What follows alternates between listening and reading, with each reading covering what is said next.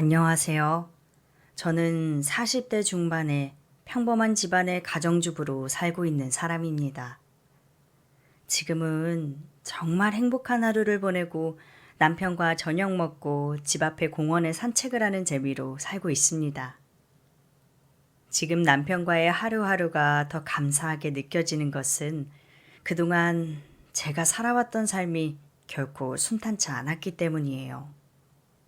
그동안 가족들 말고 그 누구에게도 말하지 못했던 저의 예전 결혼 생활과 이혼 후에 지금 남편을 만난 이야기를 한번 해보려고 합니다. 제가 전 남편을 처음 만나게 된 건 제 나이 20살 때였어요.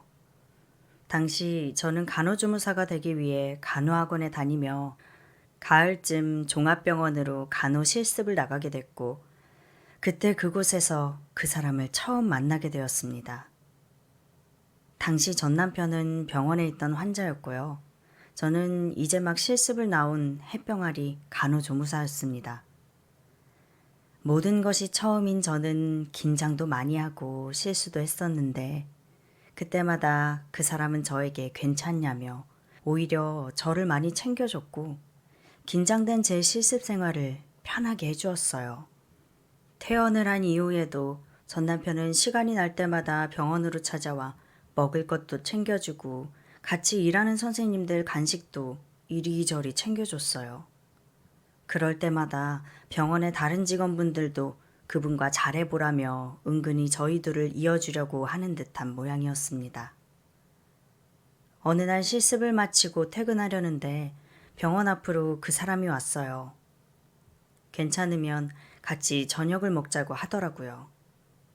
저도 딱히 약속이 없었고 계속 잘 챙겨주는 고마운 마음에 그 사람과 식사도 하면서 술도 한잔하고 다양한 이야기를 하게 되었고, 그렇게 2번, 3번 보게 되면서 자연스럽게 저는 그 사람과 연애를 시작했습니다.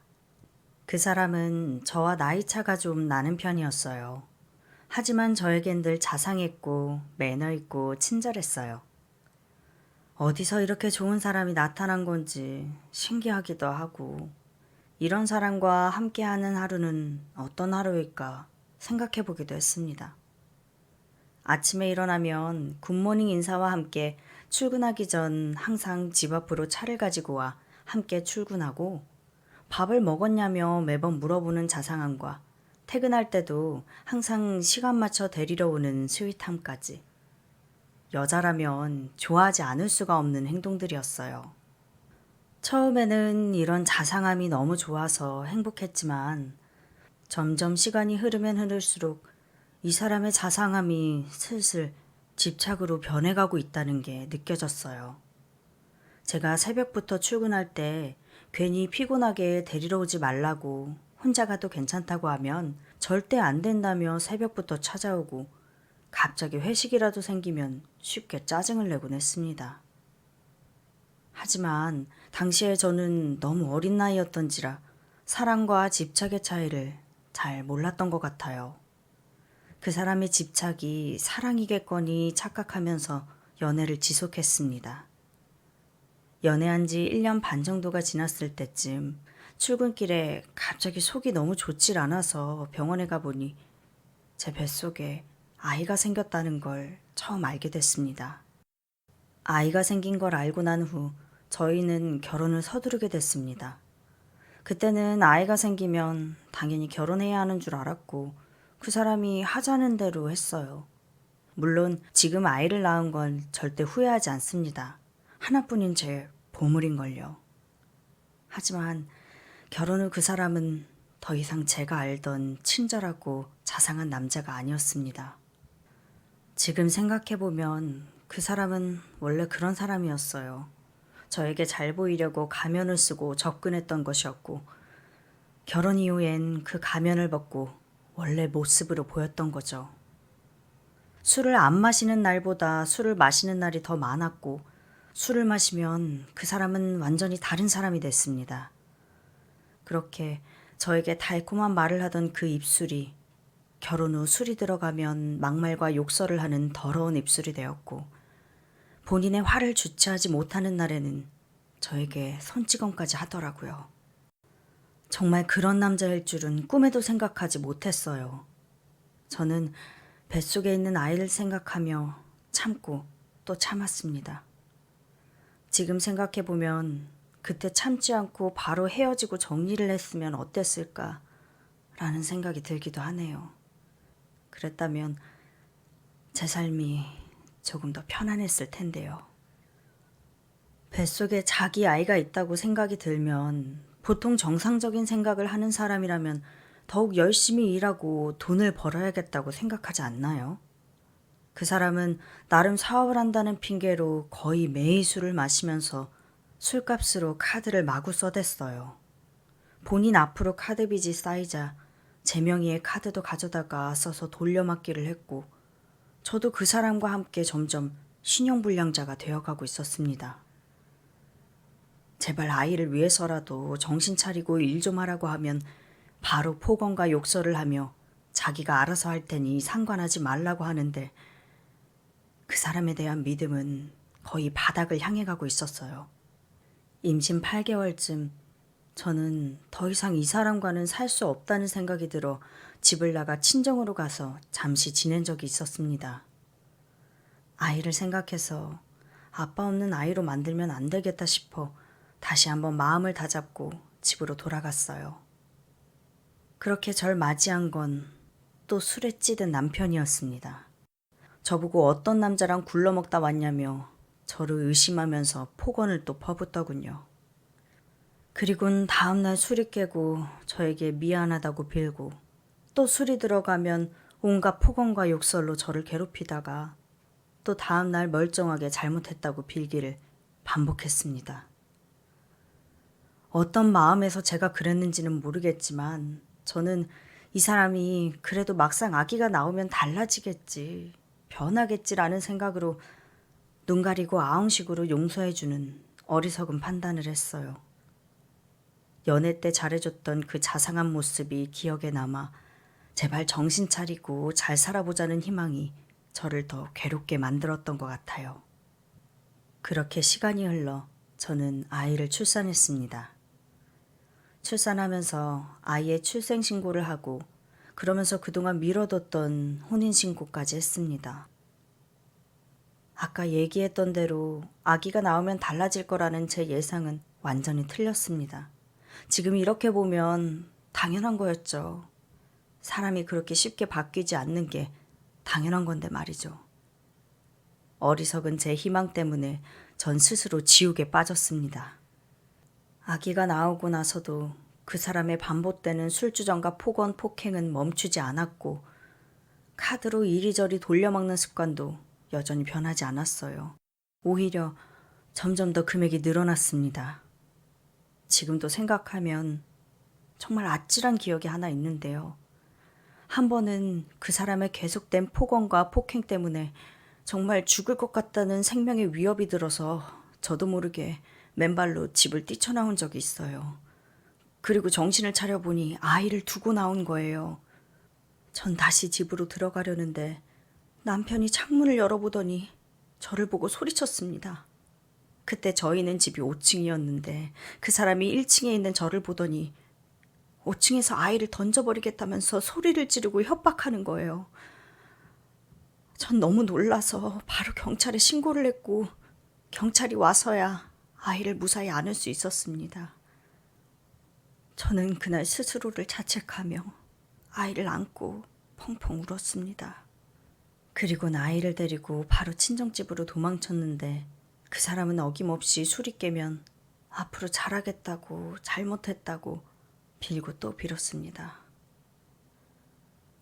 저도 그땐 나이도 어리고 냉정하게 판단했어야 했는데 바보같이 그러지 못하고 그 사람이 이제 진짜 달라지기를 바라며 용서하고 살았습니다. 이렇게 멍청한 선택을 한 이유는 제 유년 시절의 영향도 있었습니다. 전 어렸을 적 아버지가 사고로 돌아가시고 홀어머니 밑에서 자랐습니다.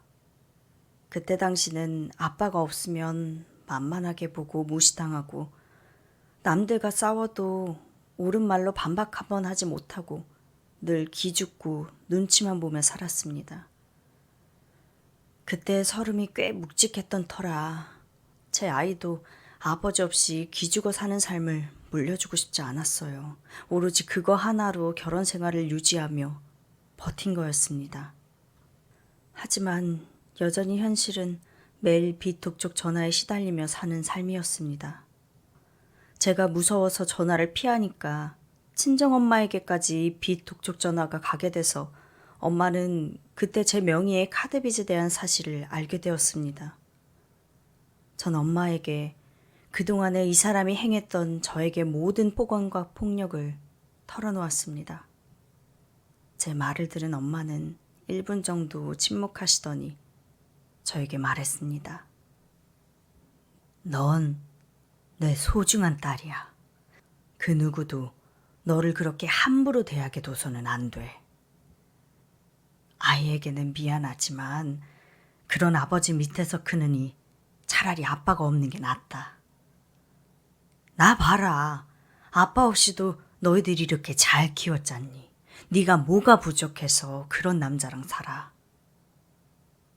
넌 내 금이고 옥이야. 전 그 말을 듣고 세상 서럽게 엄마 품에서 펑펑 울었습니다. 그렇게 엄마 품에서 안정을 찾고 정신을 차렸습니다. 전 정말 헤어질 생각으로 아예 짐을 다 가지고 집을 나와 친정에서 생활을 했어요. 그리고 이혼을 통보했습니다. 그 사람은 가진 게 빚뿐이라 받을 위자료도 재산도 없었기에 저는 제 명의로 된 카드값과 양육비만 달라고 했어요. 남편은 당연히 거부했고 노발대발 화를 냈죠. 그리곤 밤에 술 먹고 친정집 앞에서 미안하다며 울고불고 난리를 쳤고 결국 주민분이 신고했는지 경찰이 와서 끌고 갔습니다. 아무리 봐도 이렇게 대치만 해서는 이혼이 되지 않을 것 같았어요. 그렇다고 이혼 소송을 할 여유는 되지 않아서 남편을 구슬리기 시작했습니다. 난 지금 당신에게 상처를 받았고 신뢰를 많이 잃은 상태다. 하지만 나중에 당신이 정신 차리고 잘 살면 그때 다시 살림을 합치겠다라는 말로 설득 끝에 결국 합의 이혼을 했습니다. 제가 이 사람과 이혼하면서 알게 된 사실은 정말 충격적이었습니다.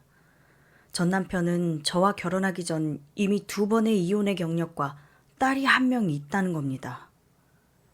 여태껏 모든 행정 절차를 그 사람이 알아서 진행했기 때문에 저는 알 리가 없었고 그 사람이 애딸린 이혼 경력이 2번이나 있는 이혼남이라는 것은 정말 상상도 해본 적이 없는 일이었어요. 이혼 후 주기로 한 양육비는 예상했던 대로 전혀 받지 못했고요. 저는 이혼 후 당장 돈도 없는 상황이어서 우선은 일을 시작해야 되는데 아이를 돌봐줄 사람이 없었습니다. 그래서 제 친정으로 들어가 밤에는 병원 야간 당직 일을 하면서 그리고 낮에는 아이를 돌보며 거의 잠도 자지 못한 상태로 아이를 키워야 했습니다. 그 사람은 양육비는커녕 카드빚 상환 비용도 제대로 주지 않았고 저를 매번 찾아와 이야기 좀 해보자고 나와보라더니 저를 붙잡고 집에 보내주지 않겠다는 등 괴롭힘을 반복했어요. 심지어 야간 당직 병원까지 찾아와 술을 먹고 난동을 부렸습니다.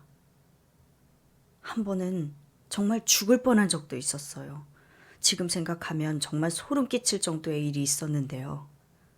한 번은 집 앞으로 찾아와 돈을 주겠다고 해서 따라 나갔는데 저를 강제로 모텔로 끌고 가더니 저를 죽이겠다며 칼을 꺼내더라고요. 본인은 저랑 헤어질 수 없다면서 너를 병신으로라도 만들어서 자기 옆에 데리고 있겠다며 제 목에 칼을 들이대며 협박했습니다. 그때 저는 정말 내가 이렇게 죽는구나 라는 생각이 들었어요. 하지만 그때 저를 기다리는 아이와 엄마를 생각하며 지푸라기라도 잡는 심정으로 집에도 가지 못하고 그 사람을 밤새도록 설득했습니다. 당신이 술 먹지 않고 정신 차리고 열심히 성실하게만 살면 우리 다 함께 행복하게 살 수 있다고. 지금은 잠시 떨어져서 돈 벌고 연애하듯이만 만나자고. 그렇게 어르고 달래서 간신히 설득하고 우리 또 내일 만나 라는 지옥 같은 멘트를 내뱉고 나서야 겨우겨우 집으로 돌아올 수 있었습니다. 이후 저는 그 사람의 스토킹을 피하려고 노력했습니다. 병원 지인분들이 퇴근을 시켜주시면서 주위 사람들의 도움을 참 많이 받았어요.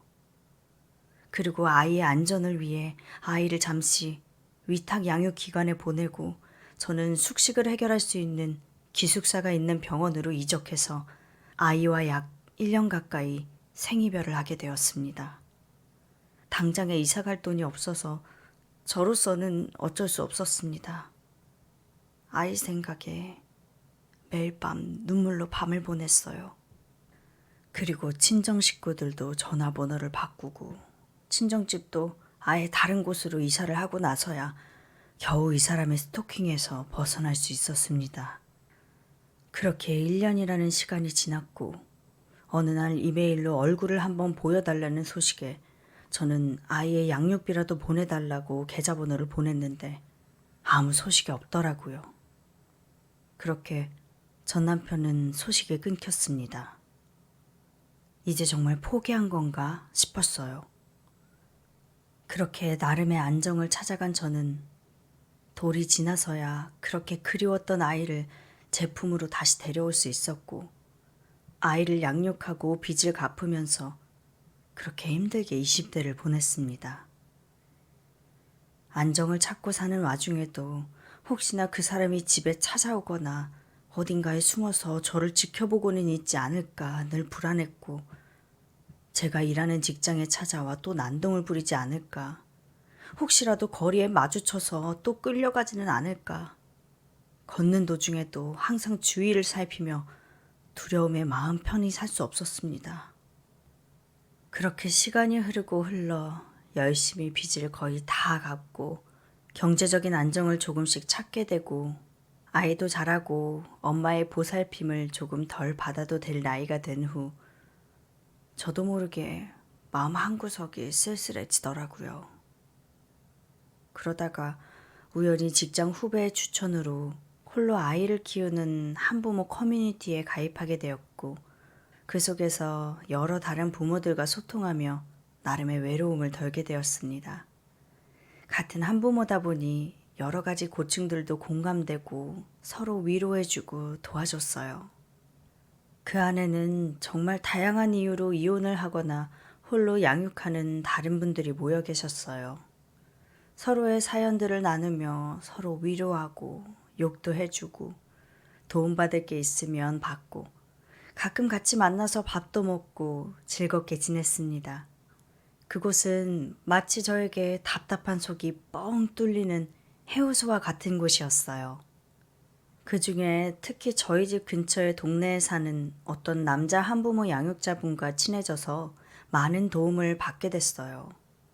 그분이 유독 저를 많이 챙겨주고 간혹 출퇴근길에 함께하여 저녁을 먹으면서 더욱 가까워지게 되었습니다. 그러면서 자연스럽게 저는 그분과의 연애를 시작하게 되었고 그분의 아들과 제 아들이 나이대도 비슷하고 외모도 성격도 정말 신기할 만큼 닮은 면이 많아서 놀라기도 했고 한편으로는 감사했습니다. 워낙 착한 그 사람은 늘 저에게 배려하고 양보했어요. 그는 저와 함께 재혼을 원했습니다. 저는 처음엔 다시는 내 인생에 결혼 생활을 없을 거라고 못 박았지만 그분의 따뜻한 배려와 마음에 결국 그 꽁꽁 얼었던 마음이 녹아서 재혼을 결심하게 되었습니다. 그분은 아내의 병으로 사별하신 분이었어요. 전 재혼하기로 마음먹고 예의상 가봐야 할 것 같아서 둘이 납골당을 방문했습니다. 납골당에서 마주한 사진을 보고 놀랐어요. 그 아내분은 제가 병원 일을 하면서 만난 환자분이셨어요. 전 밤에 일했기 때문에 환자 보호자를 마주할 일이 없어서 서로를 몰랐던 거죠. 제가 밤에 근무할 때 본 환자인데 아이 생각에 자주 잠 못 이루시곤 병원 텅 빈 의자에 앉아 계시곤 했습니다. 제가 먼저 다가가서 말도 걸고 따뜻한 차도 같이 마시고 했어요. 비슷한 나이에 아이를 키우는 같은 엄마로서 저도 아이가 있는데 지금 어려운 상황 때문에 현재 떨어져 있어서 보지 못하고 있다고 우리 같이 힘내자고 서로 얘기를 나누곤 했습니다. 이 말을 들은 남편은 눈물을 흘렸습니다. 남편은 아이도 보고 일도 하고 바쁜 상황 때문에 같이 있어줄 수 없어서 항상 아내에게 미안했답니다. 그런데 어느 날 아내가 병원에서 친해진 간호사 언니가 있는데 얘기도 잘 통하고 따뜻하게 잘 대해줘서 꼭 친언니 같다고 그 사람 덕분에 쓸쓸한 병원 생활이 훨씬 즐거워졌다고 말했다는군요. 그 이야기를 듣고 저도 눈물을 흘렸습니다. 남편은 하늘로 간 이 사람이 자기 힘들지 말라고 저를 보내준 것 같다며 정말 고맙다더군요. 저는 사진 속에서 웃고 있는 그녀에게 속으로 말했습니다. 제가 그쪽 목까지 아이 잘 키울게요. 우리 나중에 하늘에서 또다시 만나요. 라고요. 그렇게 내 식구가 되어 안정을 찾아가던 어느 날 저는 전 남편의 사망 소식을 알게 됐습니다. 그 사람 앞으로 남은 빚은 법적으로 우리 아이에게 상속된다는 모 기관의 통지서를 받고 알았는데 저는 연민의 마음보다는 안도감과 감사함이 먼저 들었습니다.